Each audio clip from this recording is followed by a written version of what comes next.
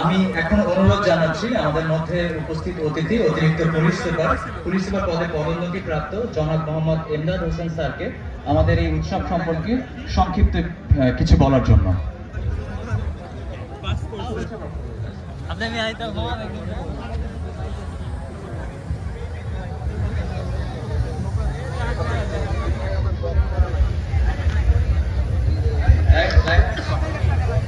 প্রধান অতিথি বলার পরে আসলে বলাটা কতটুকু সময় নিয়ে জানি না, তারপরেও যেহেতু সুযোগ এসেছে এখানে, আমি গত বছরও ছিলাম এখানে, আমাদের ফরিদপুর জেলার সুযোগ্য জেলা প্রশাসক এবং আমাদের তার সহকর্মী আমাদের ভাবি উপস্থিত হয়েছেন এবং মঞ্চে উপস্থিত অতিথিবৃন্দ।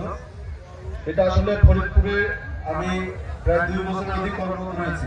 যতগুলো ইভেন্ট আমি এখানে অংশগ্রহণ করেছি এর ভিতরে সবচেয়ে আনন্দ জনক এবং সবচেয়ে সুন্দর একটি অনুষ্ঠান হলো এই ঘুড়ি উৎসব। এবং আমি সারা জীবন এই ঘুড়ি উৎসবের যে আনন্দ এবং যে ওপেন স্পেসে মানুষের যে উচ্ছ্বাস, মানুষের যে আবেগ অনুভূতি, এটা সারা জীবন আমাকে এই ফরিদপুরে টেনে নিয়ে আসবে।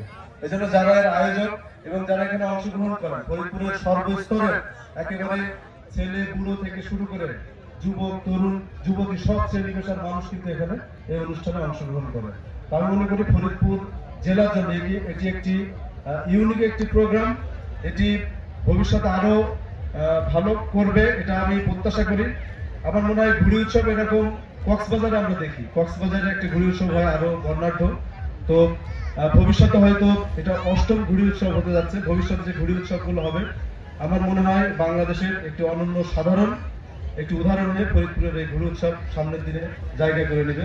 আমি এই ঘুড়ি উৎসবের সামগ্রিক মঙ্গল কামনা করে এবং সবাই যেন আমরা একসাথে আনন্দ উপভোগ করতে পারি। পাশাপাশি বলতে চাই এই উৎসবে গতবার দেখেছি এখানে কেউ কেউ হারিয়ে যায়, তারপরে অনেকেই আমাদের ডিসি মহোদয় বলেছেন যে মাদকের বিষয়টা আমাদের খেয়াল রাখতে হবে। প্লাস এখানে যেহেতু বিভিন্ন বয়সের নারী, শিশু, ইভেন অনেক বয়স্ক মানুষ আসে, সো শিশু এবং বৃদ্ধ নারীদের প্রতি আমাদের সহনশীলতা যেমন থাকবে, এখানে সার্বিক শৃঙ্খলা আমরা নিজেদের উদ্যোগে আমরা মেনটেন করব, সেই স্বনির্বন্ধ অনুরোধ জানিয়ে সার্বিক সফলতা এই ঘুড়ি উৎসবের কামনা করে আমার বক্তব্য শেষ করছি। ধন্যবাদ সবাইকে। আসসালামু আলাইকুম।